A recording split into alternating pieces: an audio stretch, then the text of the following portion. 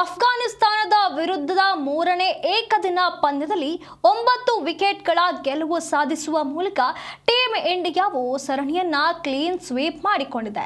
ಚೆನ್ನೈನಲ್ಲಿ ನಡೆದ ಮೂರನೇ ಪಂದ್ಯದಲ್ಲಿ ಟಾಸ್ ಗೆದ್ದು ಮೊದಲು ಬ್ಯಾಟಿಂಗ್ ಮಾಡಿದ ಅಫ್ಘಾನಿಸ್ತಾನದ ವಿರುದ್ಧ ಭಾರತ ಭರ್ಜರಿ ಜಯವನ್ನ ಸಾಧಿಸಿದೆ.